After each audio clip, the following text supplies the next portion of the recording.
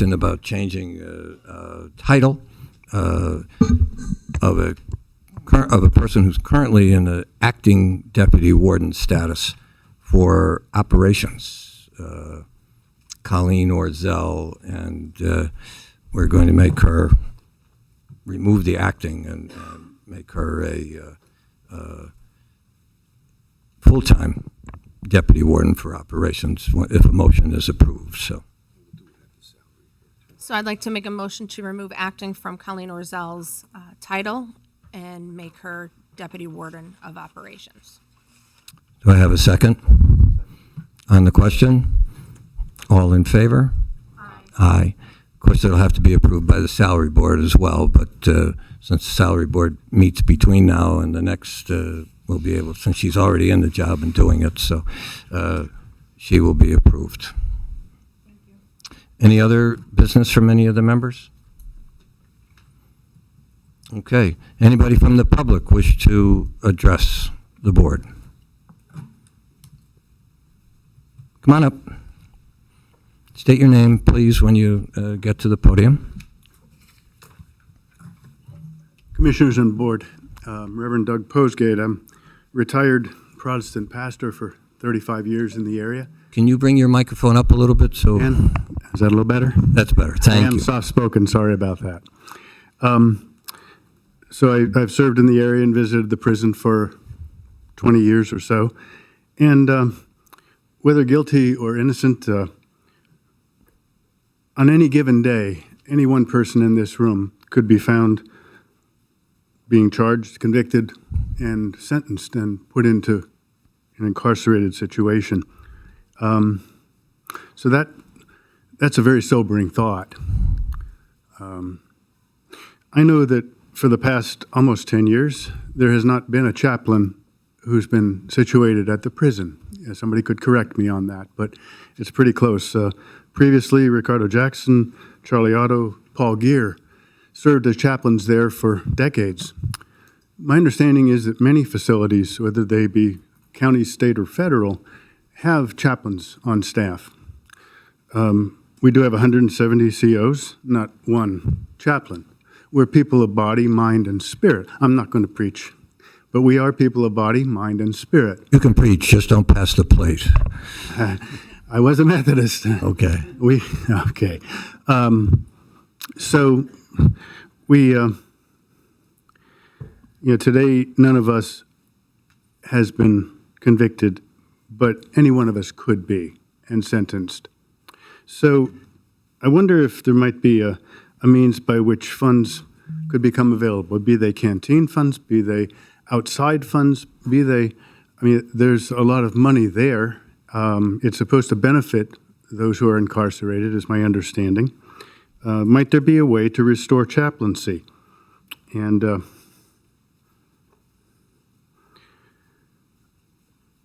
just a couple of comments. I'm on a board of aftercare and prison ministries that I've related to for about 10 years. And right on the front of it, it says, remember those who are in prison as if you were their fellow prisoners. Now that gets pretty down to it. And that's instrumental for people of faith. And I understand that Jesus, as a Protestant or a Catholic would say, indicated, you visited me when I was in prison, or in essence, you did not. It's good that the prison is open to have folks visit. I'm thankful for that. I have done that recently.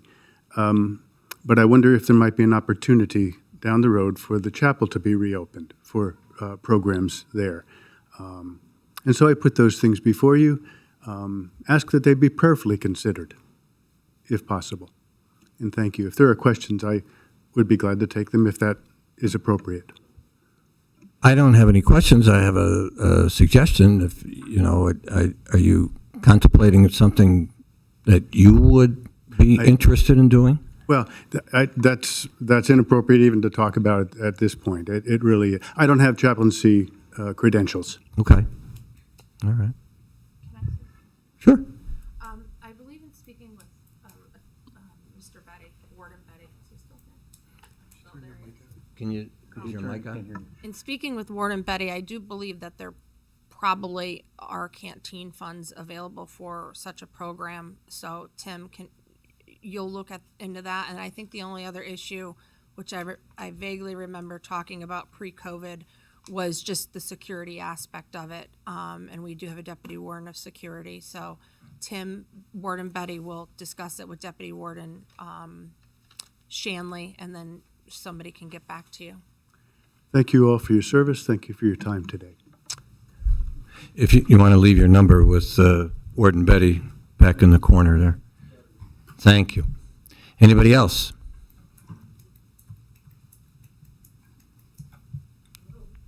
Books. Bev DeBarros, Scranton.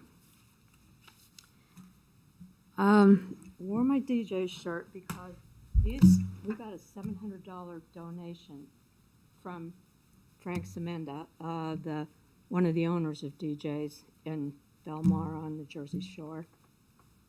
My son works there, he's the carpenter, and I've been there. I figured somebody would have been there.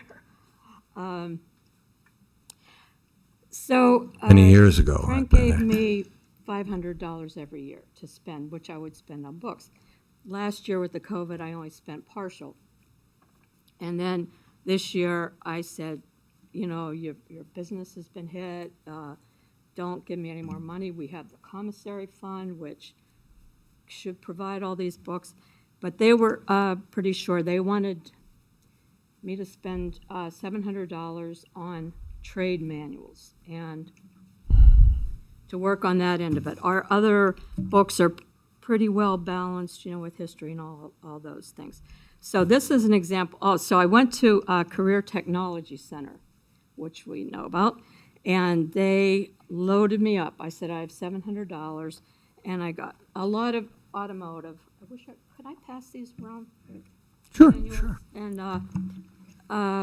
like automotive, computer, stuff like that. Just have a look at how nice they are. And, sorry, here's a few. Thanks, Bev. Thanks, Bev. I think that is a really good start with the automotive.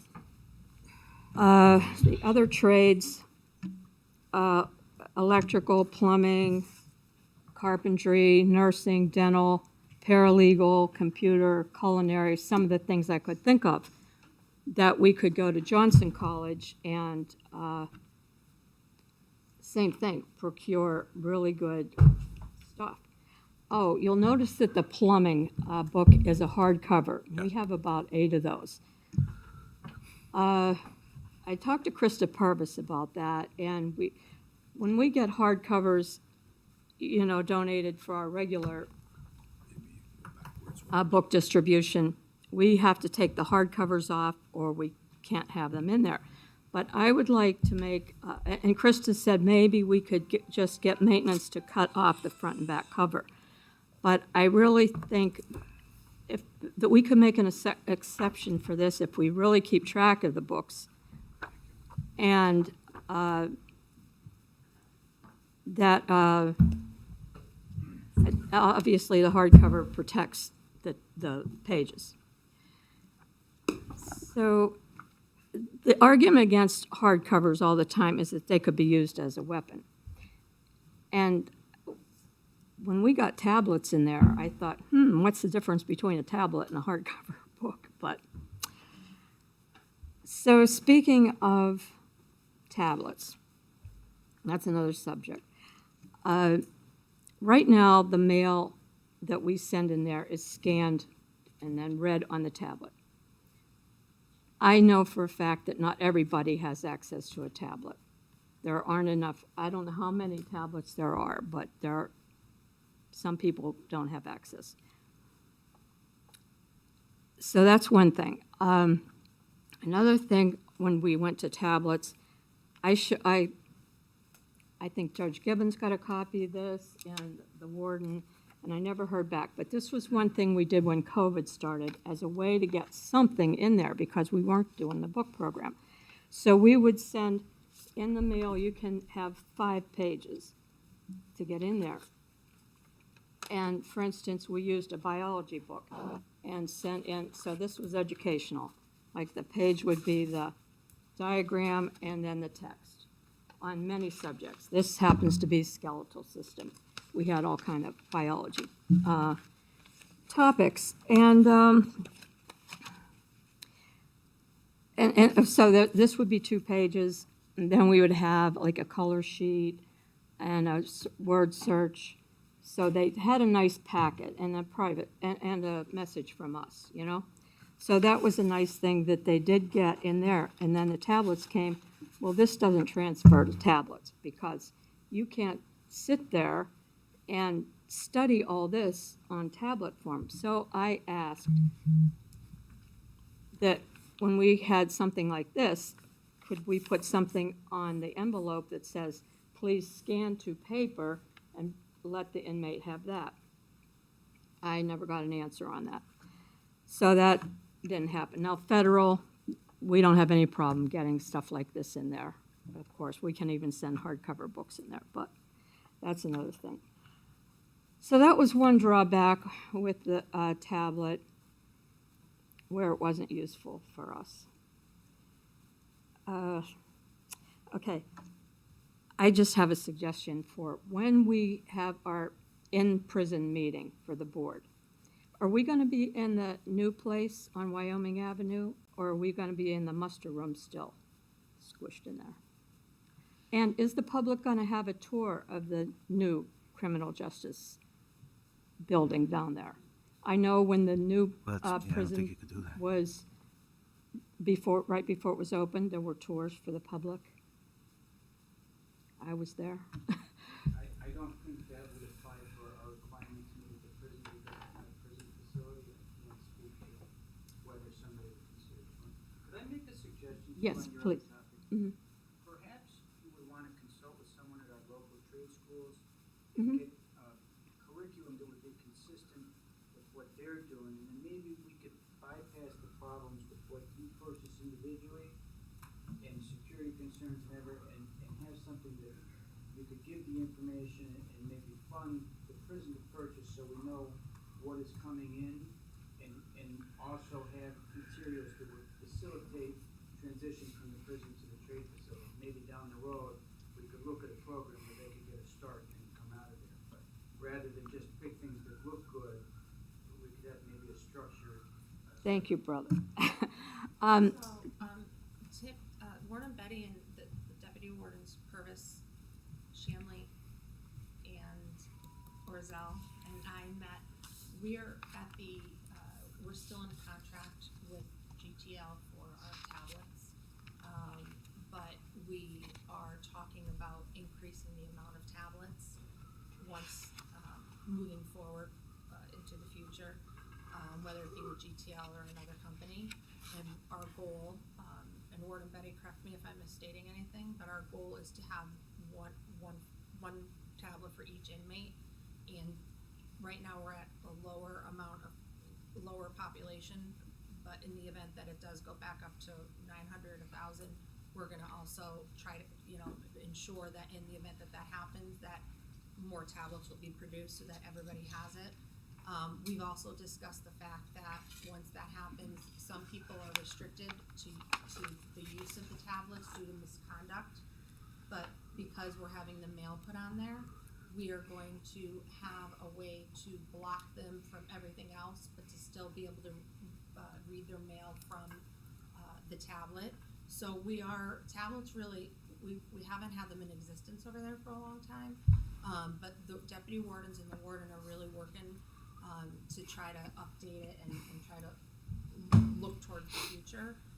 And with regard to the books, it's not, I never thought of that. I guess a hard copy can be used as a weapon, but I think the main issue that we've been having or the main concern we have with books is that, number one, they're used to communicate between inmates. We hear all And that. also, the same reason why we eliminated physical mail is the fact that drugs can be put on the pages, liquefied or something in some form, and then given to the inmates. So what we did talk about was trying to have, and not to mention, new books come out all the time, so you don't wanna be giving them old books, so I Right, thought, right. you know, what about putting more books on, and for the indigent as well, who maybe don't have the money to access the tablet, they should still have some reading material.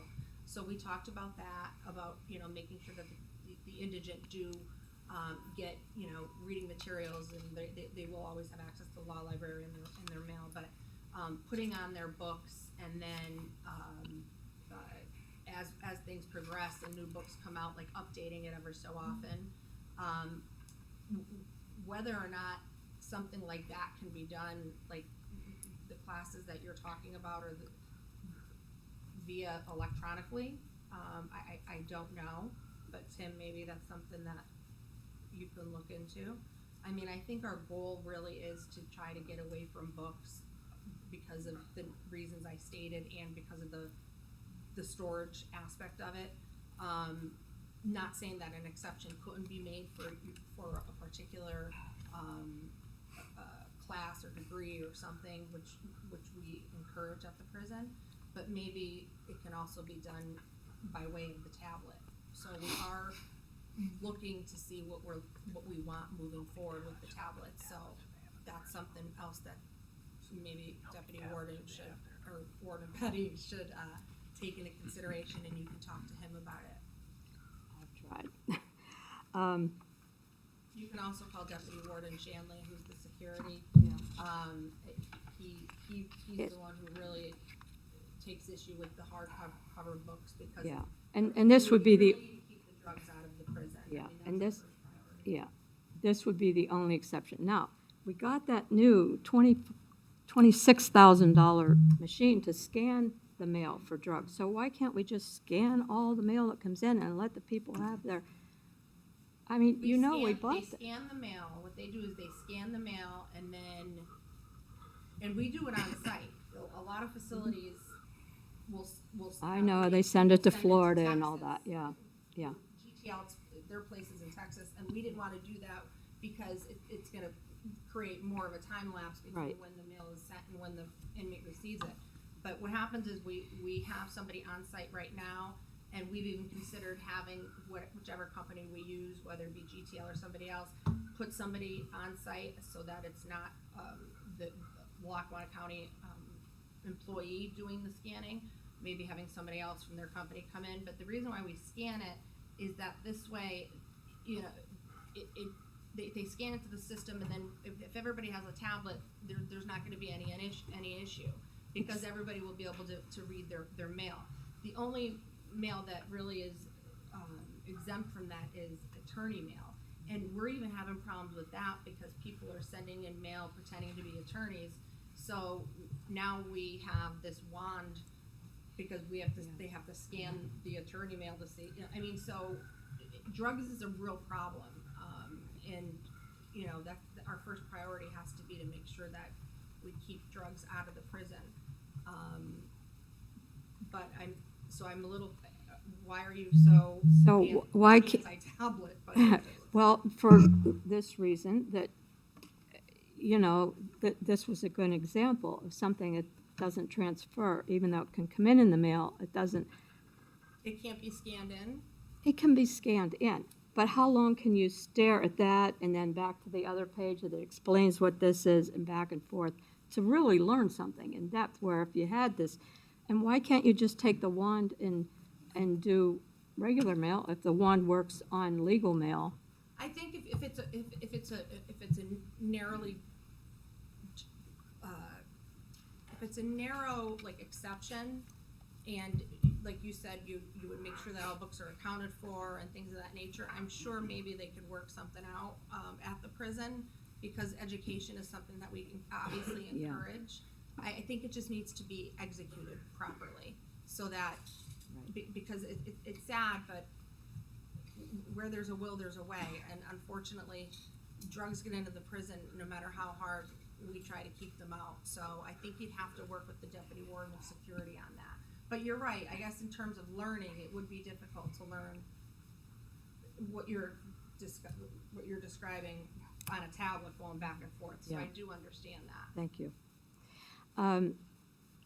another idea I had with the trade books, and like, this is my vision, and there's probably a better one, but it's a start. In the back of Classroom B, I would like to see like 4 of the great big metal on wheels carts that and just dedicate that to, like, again, automotive, have all the different categories on that. That can be moved. People can come in to there and study there. And also, if we could get a person, a teacher, to come in for each category and have the people sign up, this would be good incentive. Like, you have to have good behavior if you could be accepted into this learning program. So, I mean, it's just a beginning of the idea, but I don't want things to go on forever. Like, when are we getting our regular books in there? When are we getting programs in the chapel? When is AA going to start up? We're looking towards not putting regular books back in circulation, but instead having them on the tablets. We have to address the drug issue. We have 1,000 books in there. And we have to remember as well that the people who are incarcerated, it's county prison, so it's not like state prison where they're there for, you know, an extended period of time. So you have to, I'm not dismissing any of your great ideas. I'm just saying that you just have to balance, you know, what you're saying versus trying to keep people sober in there. I mean, you know, I mean, we even don't if want you're in the inmates to be overdosing on drugs, and it's bad enough when you have a loved one who goes to prison, but the only solace you have is that they're safe in there, and we need to provide that safe environment, because if we can't do that, what are we doing? So I think that's, even if you're in there a week or a day, a book or a magazine would be very helpful. and they're going to have access to that on the tablets. There's a little difference between, anyway. What else? There's just so much else, and I appreciate the time that you've allowed me for this. And any questions? I know I am not very coherent. Any comments? Any help with any answer on getting the programs in? The religious programs, the AA, the GED, and people are in there. I know a woman that's in there right now. She's been there 40 months. Now, she's federal. She's been waiting for her sentencing. That is not unusual. 36 months, 40 months in our prison. That's a long time to be without being able to read a book. And that's why we really are trying to get one-on-one with regard to the tablets, because I do agree that every inmate should be able to have access to it, especially if we're not providing physical books. Things are going to start to loosen up, Bev, but, you know, I mean, it's like everything else literally around the world. It's been happening. I mean, you know, everybody was on lockdown for a long time. And so you have to be extremely careful, and you have to be measured in your actions in terms of opening things back up again. You heard the warden say, we're just starting up with visitation again, okay? We want to get back to the regular programs, but we're taking our time in a very purposeful way. So we do it Are they the right expected to live their life in there without? It takes a toll on everybody. It really does. I'm not, I don't discount what you're saying, you know, but we have an obligation to run a safe place and keep it as clean and virus-free as we possibly can. So, you know. That's the point. We want them to have a life. We want them to live their life. Drugs are getting into the And prison. come out better than when they went in. Yeah, we want them out. Thank you. You have really good ideas.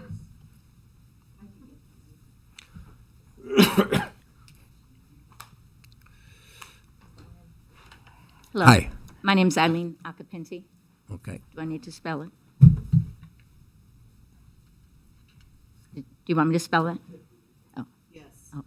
Eileen, E-I-L-E-E-N, Occupinti, O-C-C-H-I-P-I-N-T-I.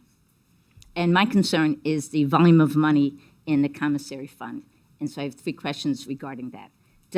Do those funds, are they solely derived from the profit made by charging the inmates for whatever incidentals they buy? Or is there another avenue of money coming into that large fund? Yeah, the majority is of the profits made. That, to me, sounds like a lot of money, hence overcharging. And my second question or concern there, the people that are contributing to that fund are the loved ones at home. Obviously, the inmates aren't generating an income. If they are, it's minuscule. But their mothers, sisters, wives are putting money into that fund for these people to be so overcharged, hence they're making sacrifices at home. So if there's any way we could look into that, I don't know if you have contracts with commissary people or who manages what's being charged. I know that sounds like it's very, they have bigger jobs to do, but that's impacts a lot of families, I think, tremendously. And obviously, if we have that much money, we've been overcharging. My third question concerning that is the $26,000 machine, the scanner and all that, that came from the commissary funds, is that correct? Yes. Money from that? So why doesn't that come from a capital budget that the prison runs on? Why is it coming from the expense of the prisoners being overcharged? Well, you're using the term overcharge very loosely. I mean, we have an agreement with a vendor that runs the commissary, and so that they're the ones that charge.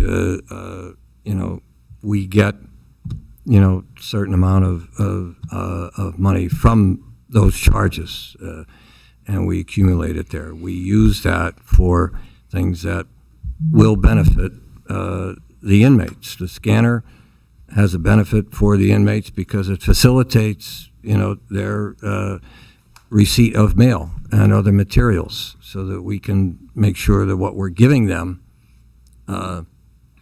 isn't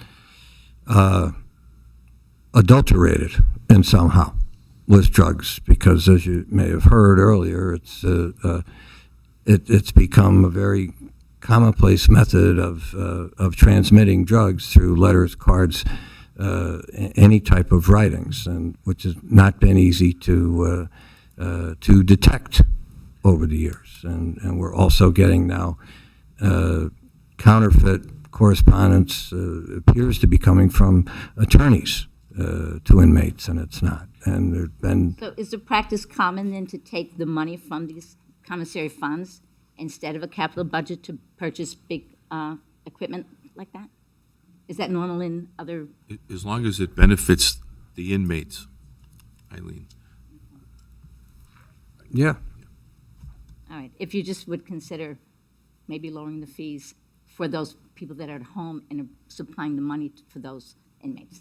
Thank you. Okay. Thank you. Thank you. Anybody else? Okay. Thank you. Oh, we have somebody? Oh, yes, okay. I'm sorry.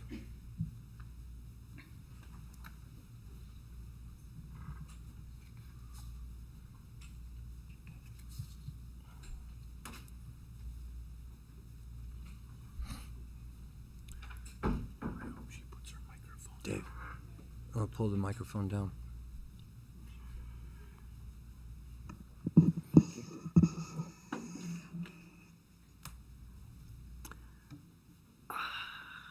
Is that the right place? There you go. There you go. My name is Anna Young. In the fall of 1970, I went to the Lackawanna County Prison for the first time because we went to a worship service on Sunday, and I asked when could we have the worship service for the women. And they said there was no worship service for the women, that the priest came in. And so I'm thinking, but women need fellowship. They need to be together, and it's like a little family thing.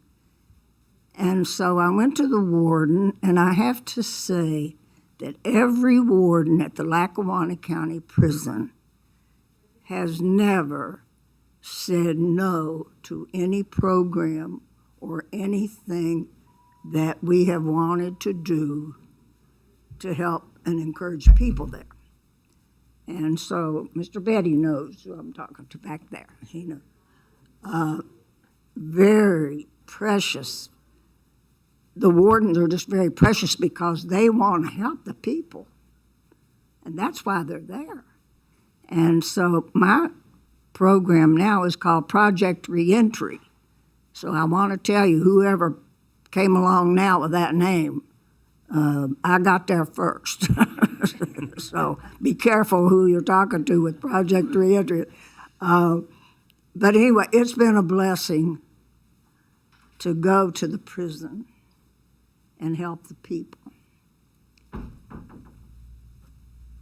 When I have become acquainted with someone there in our little groups, I've taken a lot of people home with me because they didn't have any place to go when they were leaving there. And I knew if they left that jail, the first one they're going to meet outside that jail is the devil to say, come on, let's go back where you came from. And I think, oh, God, they've done so good in here. We can't let that happen. And so my children and I voted that when I came to know someone in the prison that I would be allowed to take them home. And so we had a big house, and so we had room. One time we had 3 sleeping bags in the dining room, just been released, 3 in the living room, and I had 4 bedrooms upstairs. So 2 of those were for people who came out of prison. I just want to tell you one thing. If you can help someone coming out of there, help them. I don't know of anyone that I helped has gone back because of other charges. They might have missed their parole officer's meeting they're supposed to have, or they were late for something, but to commit another crime, they didn't. I'm not saying people haven't done it, but I'm saying the ones that I brought to my home did not do that. So my point is, help someone that can get on their feet, because people do not like prisoners. And I'm the first one to find that out when I ask for help. What are you talking about? Helping old people? Are you out of your mind? Well, for 51 years, I've been out of my mind because I've been at the Lackawanna County Prison for 51 years. And I'm happy to say that. And my denomination gave me an award for 50 years.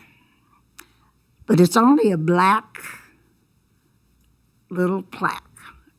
And you know, I'm a hillbilly from West Virginia, so coal is our thing.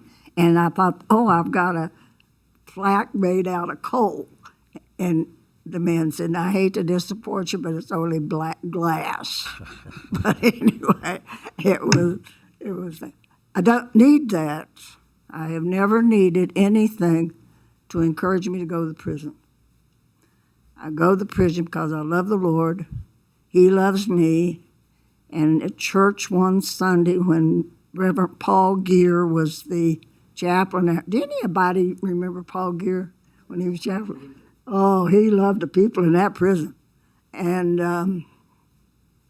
now I forgot what I was going to tell you. But anyway, Paul Gear wanted us to do everything we could to help. And every chaplain since then has wanted to help the people. So I think that's what I just want to thank the county commissioners for not stopping any program or anything we came up with, and have supported the programs at the prison. I was the founder of Teach One to Read so they can teach someone else to read. Laubach Help me with that. The Oh, don't get to be 90 years old and have to do something and you can't do it. Well, anyway, there's a reading program, which I was the founder of when I went to a meeting in New York one time, and Dr. Laubach was there talking about how you teach someone to read. And I had taken some books in the prison, and the young men would say to me, give it to somebody else, and I can't read. And I'm thinking, you're 23 years old and you can't read.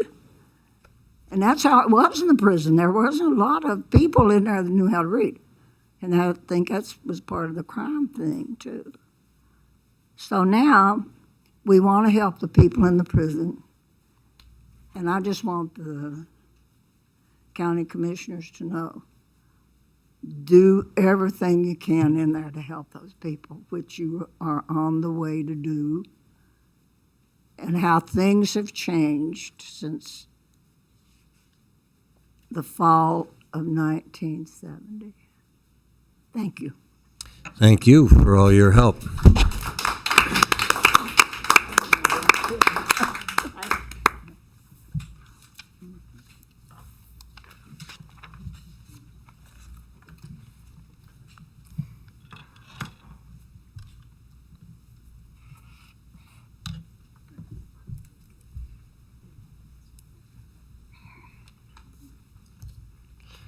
After 51 years, Warden, she should have her own parking space out there. Okay. Anyone else from the public?